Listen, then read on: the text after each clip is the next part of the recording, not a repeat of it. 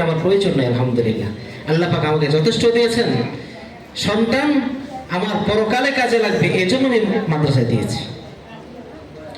আলহামদুলিল্লাহ, এই ভাইয়ের নিয়ত সহি, এই ভাইয়ের নিয়ত একেবারে 100% সহি, কোনো ঝামেলা নেই। আরেক ধরনের নিয়ত, আমার সন্তানকে মাদ্রাসায় দিয়েছি, উদ্দেশ্য হলো আমার সন্তান কোরআন শিখবে, হাদিস শিখবে, ফিকহ শিখবে, মাসালা মাসাইল শিখবে, নিজে যেন আমল করতে পারে এতটুকু ইলম অর্জন করবে। সাথে সাথে সে জাগতিক শিক্ষায় শিক্ষিত হবে। কিছু শিক্ষা দিয়া, ইলমে ওয়াহির শিক্ষা দিয়া সে পরকাল কামাই করবে, নিজে আমল করবে, আর দুনিয়াবি শিক্ষা দিয়ে সে দুনিয়া কামাই করবে। এটাও যেন হয়, ওইটাও যেন হয়। এরকম নিয়ত কারো ভিতর থাকে কি থাকে না? থাকে। এজন্য আমরা দেখি আমাদের কাছে যারা ছাত্রদেরকে নিয়ে আসেন, আমরা কিছুদিন ছোটকাল থেকে লেখাপড়া করানোর পরে যখন হাফিজ কোরআন হয় অথবা কিছু মাসাইলে শেখার পরে কেউ হয়তো সিদ্ধান্ত নেন যে না, আমার ছেলে শেষ পর্যন্ত মাদ্রাসায় পড়বে। এই ভাইরা হলেন ওই যে প্রথম তবকার, যাদের নিয়ত হলো তাদেরকে দিয়ে দুনিয়া কামানো না, একদম পরকাল কামানো, এটা হলো নিয়ম। আর কিছু ভাই ওনারা মাদ্রাসা থেকে নিয়ে যান, নিয়ে হয়তো স্কুল কলেজে ভর্তি করে দেন অথবা আলিয়া মাদ্রাসায় ভর্তি করে দেন। উদ্দেশ্য হলো যে আমল করার মতো যতটুকু ইলম প্রয়োজন এতটুকু শিখেছি আলহামদুলিল্লাহ, এখন বাকিটুকু আমি শিক্ষা দেব যেন এটা দিয়ে দুনিয়া অর্জন করতে পারে। এই ভাইয়ের নিয়তে গলতি আছে এটা বলা যাবে না। এই ভাইয়ের নিয়ত সহি, আমি মনে করি এই ভাইয়ের নিয়ত সহি। কিভাবে সহি? অন্তত ছেলের জীবনটা সুন্দর হোক, সে ইলম শিখে নিজে আমল করতে পারে, জান্নাত জাহান্নাম চিনে, হালাল হারাম বোঝে, এতটুকু যেন সে করতে পারে। এই জন্য আমি তাকে মাদ্রাসার শিক্ষিত করেছি। এতটুকু নিয়ত আছে, অন্তত এতটুকু নিয়ত আছে না? সে যেন পরকালে জাহান্নামী না হয়, সে নিজে বুঝে আমল করে জান্নাতের পথ বেছে নিতে পারে। এই জন্য মাদ্রাসায় তাকে আমি পড়াইতেছি।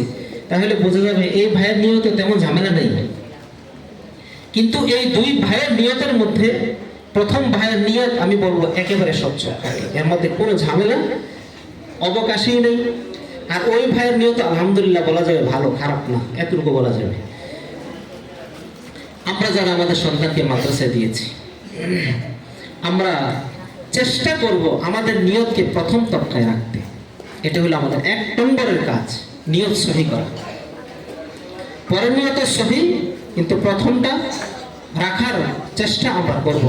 আমার সন্তান কি খাবে, কি করবে, আমি কি খাবো, কি করব, কি খাবো, কি করব, আমার সন্তান কি কামাই করবে, এতটুকু চিন্তা করার প্রয়োজন নেই। অন্তত চিন্তাটা এভাবে করতে পারি, আমার সন্তান যদি আলেম হয়, আমার সন্তান যদি দ্বীনি শিক্ষা শিক্ষিত হয়, অন্তত আমাকে এবং আমার বিবিকে বৃদ্ধাশ্রমে যেতে হবে না।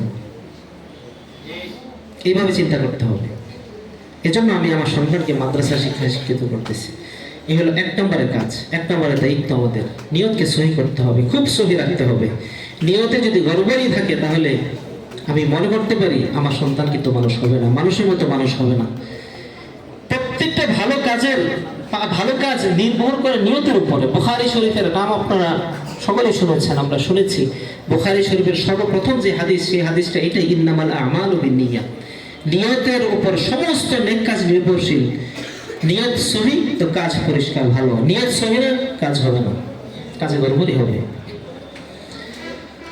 এ হলো আমাদের 1 নম্বরের জিম্মাদারি, 1 নম্বরের কাজ।